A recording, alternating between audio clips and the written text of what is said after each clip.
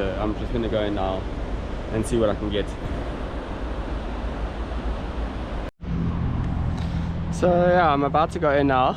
I don't think I'm going to take my GoPro because the battery is very low and it's a little bit hectic today, so I don't want to have too many things going on.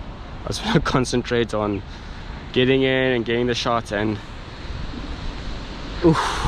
not getting put in the wrong place, because it's way bigger than all the other days. But I'll do a couple of videos from my actual camera to show you what it's like.